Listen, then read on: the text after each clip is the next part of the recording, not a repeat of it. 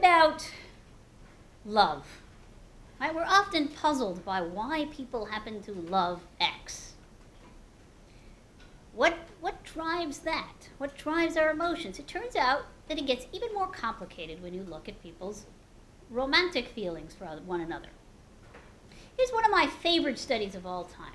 It was actually done in a park in British Columbia in Canada. Now in this park, they have two bridges. One is a normal bridge. It's got high rails, very safe. You walk across the bridge. Even if you by accident fell into the river underneath, it's such a shallow waterway.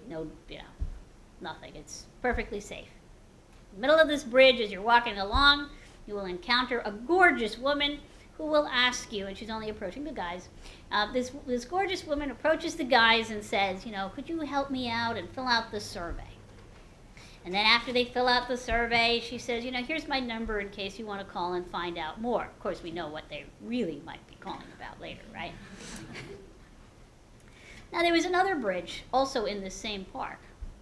Now, this bridge, think of it as something that came right out of an Indiana Jones movie.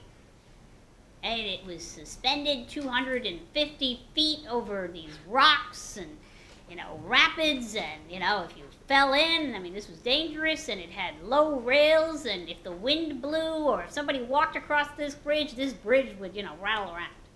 So the guy is walking across the bridge. And in the middle of the bridge, he meets the same gorgeous woman.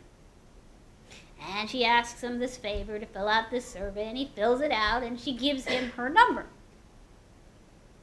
Okay, now, in which case are guys more likely to call the chick?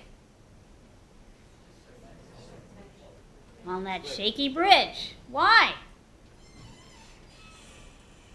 So, right, imagine these guys. They're physiologically aroused because they're a bit scared.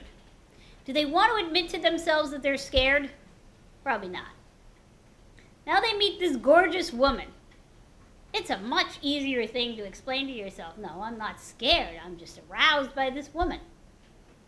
It turns out we regularly confuse what we're feeling. Okay? We recognize when we're aroused, but we don't know what emotion to attach to it. And so then what do? We look around us at the environmental cues to answer the question, why am I feeling aroused? So that means that we're not always in touch with what is driving our preferences. So what are we saying here? We're saying here we don't know what we want. We also keep changing our minds about what we want, and we can't figure out what is driving what we want. This sounds kind of dubious. My God, how am I supposed to make happy decisions? Well, it turns out, as Dan Gilbert would say, we're constantly stumbling upon happiness. We're constantly adapting to our environment. So if we recognize our limitations, recognize that our preferences are constantly changing, what we will do is become better at adapting at the here and now to make choices that are in line with what makes sense given where I am right now.